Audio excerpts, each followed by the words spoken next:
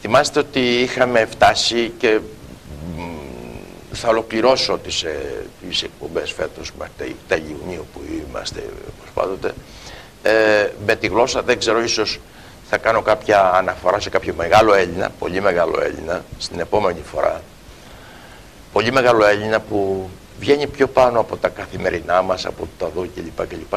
Και συγκεντρώνει την αφρόκρεμα της επιστήμης, των επιστημόνων της εποχής μας, που είναι γύρω από την NASA, που φαίνεται ότι ελληνοκρατείται είτε με πρόσωπο, με επιστήμονες που είναι στελέχη της, ή διότι η NASA έχει το μυστικό της ελληνικότητος. Βιάζομαι να σας τα πω την επόμενη φορά, όχι βιάζομαι, θέλω περισσότερα στοιχεία τεκμηριωμένα. Σας λέγω πάντως ότι συγκεντρώθηκαν εδώ στο Βόλο. Προηγούμενη εβδομάδα έγινε 82 εξ αυτών όλων των ειδικοτήτων. Με ποιο σκοπό θα σας πω λιγάκι, δεν ξέρω αν θα προλάβω την επόμενη φορά. Η τολμηρότερη και η πλέον φιλόδοξη προοπτική της NASA είναι η αποστολή προς τον Δία, τον παντεπόπτη Δία, το πιο μεγάλο πλανήτη. Πού το ξέρανε οι Αρχαίοι, τώρα ο μεγαλύτερος και τον ονόμασαν Δία, άντε να πεις άκρη. Και στέλνουν εκεί explorer, δηλαδή εξερευνητικό σκάφος, αυτά τα διαστημόπλια. Τον που ονομάζεται, πώς αλλιώς να ονομάζονται, από τους υπευθύνους της NASA. Ποιαν αγάπησε και έκανε σύζυγό του ο Δίας? Την Ήρα, την αξιέραστη, την πανέμορφη. Ήρα είναι το όνομα του διαστημοπλίου που θα εξαπολυθεί. Και ποια γλώσσα θα καταλάβαινε ο Δίας? Ο Δίας μαζί με τον Απόλλωνα ήταν μουσαγέτης. Μουσαγέτης, τι σημαίνει αυτό? Ο ηγέτης των μουσών. Και μουσες λέγανε οι Αρχαίοι της Εννέα, όχι μόναχα την μουσική, αλλά την ιστορία, τη φιλοσοφία, κλπ. Ό,τι ωραιότερο έχει αυτός ο πλανήτης, ό,τι ωραιότερο, θα το επαναλάβω και πάλι, ό,τι ωραιότερο έχει στη ζωή του ο άνθρωπος, αφού του σηκώθηκε στα πισινά του τα ποδάρια, που πάλι οι Έλληνες, the Greeks, picked man up, έτσι λέει ο Whitehead, οι Έλληνες σήκωσαν τον άνθρωπο στα πισινά του τα ποδάρια. Δεν τον σήκωσαν μονάχα σοφέ Άγγλε στα πισινά του τα ποδάρια, τον σήκωσαν και στους ουρανούς. Άκουσα πρόσφατα από τον κύριο Σαρή και σας τα έχω πει κατ' επανάληψη, μόνο που δεν ξέρω αν μπορώ να σας τα μεταδώσω, αυτή τη βαθύτατη μου πίστη ότι η ζωφόεσα, η σκοταδόψυχη ψυχή θα έλεγα, των νέων εξουσιαστών, αυτών που ονειρεύονται δεν ξέρω κι εγώ τι, να επιβληθούν πάνω σε όλο τον πλανήτη, δεν ξέρω τι κάνουν. Κατεξοχήν επικεντρώνουν ιδιαίτερα τα 30-40 τελευταία χρόνια και από παλιά, αλλά ιδιαίτερα στην επίθεση εναντίον του ελληνικού πνεύματος. Και ποια είναι η έδρα του φωτός του ελληνικού? Η Αθήνα. Η Αθήνα. Ω χαίρε Αθήνα, αστέρινη κορώνα του ωραίου, του μεγάλου και του καλού, ποτέ σαν το χρυσό του περικλήσου αιώνα ο κόσμος δεν ξενάει δαλού. Πάντα με πνεύμα θα νικάς την ύλη και αθάνατο θα ζήσει ότι γεννάς, με λύρα, με πένα και με σμήλι, με αυτά το νου του κόσμου κυβερνάς. Άκουσα λοιπόν από τον κύριο Σαρή, δεν τα γνωρίζω, δεν παρακολουθώ, γιατί προκειμένου να τελειώσω τα δύο βιβλία που γράφω, δεν αφήνομαι να έχω τις προκλήσεις τις σύγχρονες.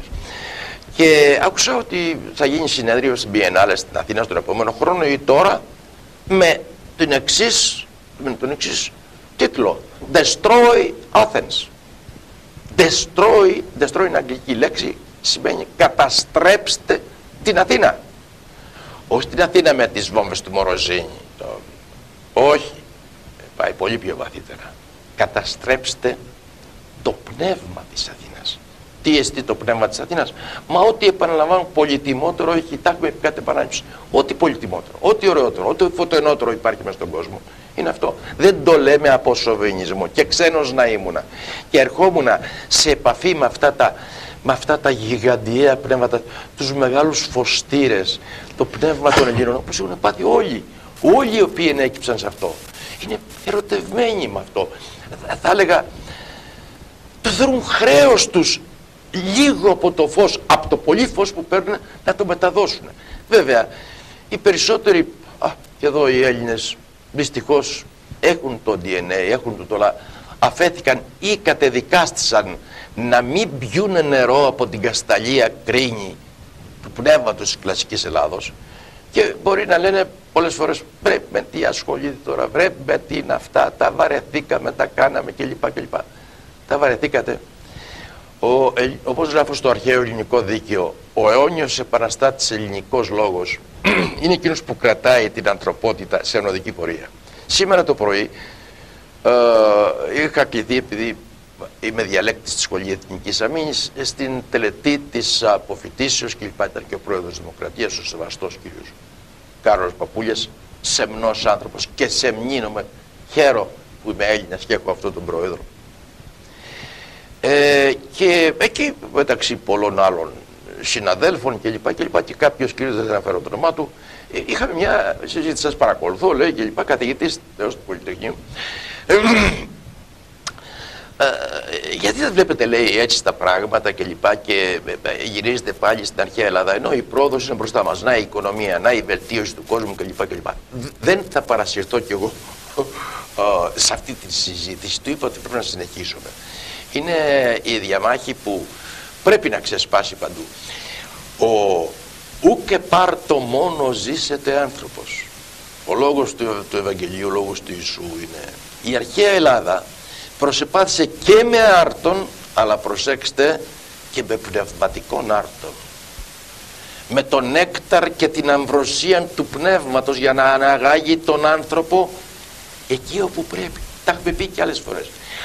Οι σύγχρονοι, λοιπόν, αν μου καυχάστε, γαβριάτε, οι οικονομολόγοι που οπωσδήποτε δίδει χρημάτων, αν αυτού τον δέστη γενέστα των δεόντων, δεν υποβαθμίζουμε, αλλά δεν μπορεί να είναι εκεί η κατάληξη, η απόλυξη, ο σκοπός είτε της ατομικής είτε της συλλογικής ζωής.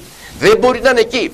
Διότι αν αυτός είναι ο στόχος, και είναι αυτός ο στόχος, όπως έχει καλλιεργηθεί από το American Dream ή δεν ξέρω εγώ από εκείνους, τι έχουμε φέρει? Έχουμε φέρει τον διεθνή ανταγωνισμό, τον τρομακτικό, την καταστροφή του περιβάλλοντος, γιατί έχουμε ορισμένο χώρο. Αν λοιπόν είναι αυτός ο στόχος, προσέξτε, όσο περισσότερο γεμίζει η κοιλία, αν δεν δώσεις τη δυνατότητα της διεξόδου από αυτόν τον φαύλο κύκλο, ο κορεσμός επήλθε. Όπως έχει επέλθει στις δυτικές κοινωνίες, αφήστε δε που βλέπουμε με τώρα μάτι μονάχα την ανθρώπινη πρόοδο και λησμονούμε ότι υπάρχουν περιοχές του πλανήτη που 12 ώρες εργασίας για να φτάσει να πάρει ένα γάλα ή λίγα σπηριά, ρύζι κλπ.